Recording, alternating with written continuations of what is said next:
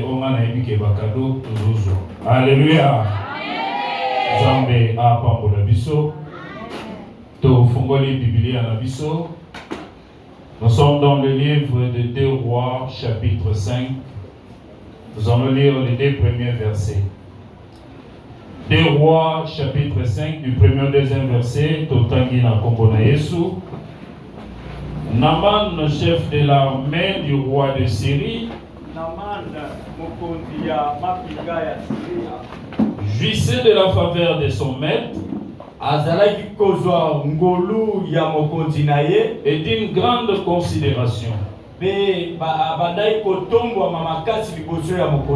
Car c'était par lui que l'Éternel avait délivré les Syriens.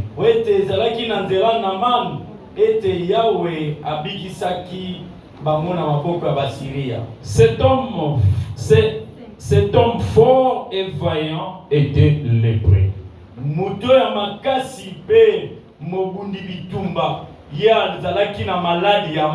Amen. Amen.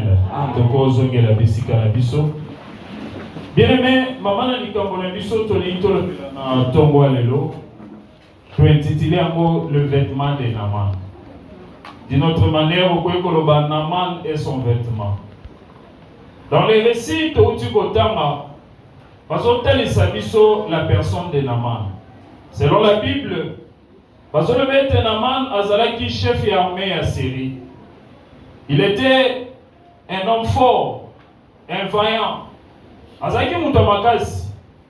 Mais Babaki Sero Komoro Nasuka Balobi, il était lépré. Alléluia. Alléluia. Naman Azalaki général et armée à Syrie. Nabitumba Oyo posaki Syrie na Israël, peuple ensemble. C'est par les canaux de Naman de Syrie et Ebaki Koloma Bitumba wana.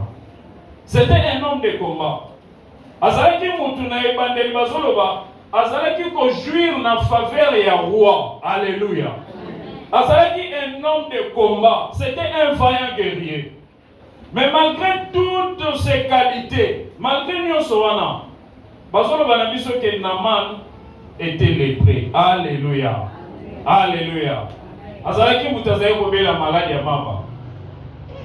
Kasi na ntongo lelo na kolinga lokola na thème na biso tozana 2 mots principaux eza Naman et puis le vêtement. Un peu rapidement, bazotalisa biso Naman selon la compréhension ya texte.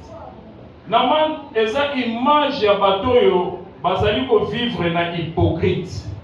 Puisque vêtement ya Naman ezalaki ko symboliser compromission. Alléluia. Amen. Alléluia.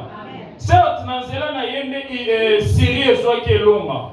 Nanzela na yende Syrie ebaki kolonga armée Israël. Elongaki pe bitumba ebele. Mais malgré le succès wana on Naman azalaki nango, mais azalaki toujours mutoyo et image na ye ezalaki image ya hypocrisie. Alléluia. Alléluia.